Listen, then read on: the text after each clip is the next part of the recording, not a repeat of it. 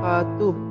Pada kesempatan ini, kita akan belajar tentang sistem peredaran darah manusia untuk materi IPA kelas 5 sekolah dasar.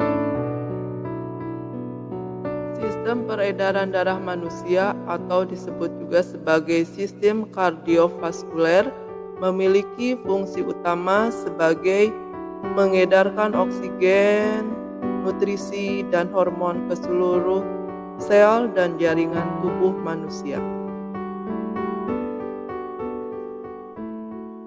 Dilanjutkan dengan organ peredaran darah manusia, terdiri atas darah, pembuluh darah, dan jantung. Darah memiliki beberapa fungsi. Yang pertama, mengangkut sari makanan dan air. Yang kedua, menjaga suhu tubuh agar selalu tetap. Yang ketiga, membentuk antibodi di dalam tubuh. Yang keempat, mengedarkan getah bening. Dan yang kelima, mengatur keseimbangan asam dan basa di dalam tubuh. Darah terbagi menjadi 3 bagian. Yang pertama ada sel darah merah, berfungsi untuk mengalirkan oksigen ke seluruh tubuh. Yang kedua ada sel darah putih, berfungsi untuk melawan infeksi atau bakteri yang masuk ke dalam tubuh. Dan yang ketiga, trombosit yang berfungsi membantu proses pembekuan darah jika terjadi luka. Kemudian ada jantung.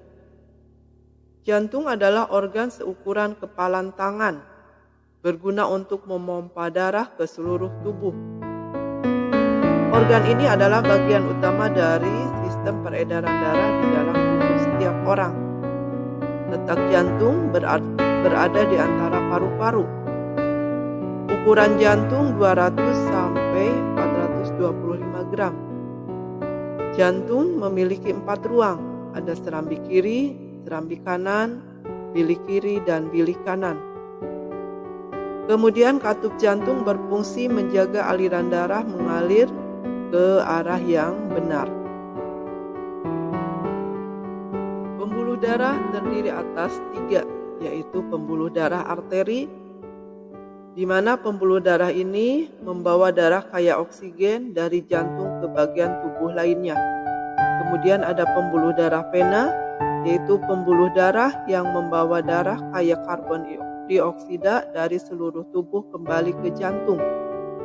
Dan yang terakhir ada pembuluh darah kapiler, yaitu pembuluh darah yang bertugas menghubungkan arteri terkecil dengan vena terkecil. Gangguan atau penyakit pada organ peredaran darah. Yang pertama, anemia. Anemia ini merupakan kekurangan Hb atau hemoglobin di dalam darah. Yang kedua, ada tekanan darah rendah. Keadaan ini akan membuat seseorang menjadi lemah, letih, dan lesu. Yang ketiga, ada tekanan darah tinggi, disebut juga dengan hipertensi. Keadaan ini akan mengakibatkan stroke, gagal jantung, dan gagal ginjal. Yang keempat, ada kanker darah atau leukemia, di mana kondisi saat sel darah menjadi tidak normal. Gangguan ini dapat mempengaruhi produksi dan fungsi sel darah. Sebagian besar kasus dari penyakit ini berawal di sumsum tulang sebagai tempat produksi sel darah. Yang kelima ada jantung koroner. Jantung koroner ini dapat mengakibatkan keadaan seseorang stroke, lumpuh, dan lain sebagainya. Sekian pembelajaran untuk sistem peredaran darah manusia. Semoga menginspirasi dan bermanfaat untuk kita semua. Wassalamualaikum warahmatullahi wabarakatuh.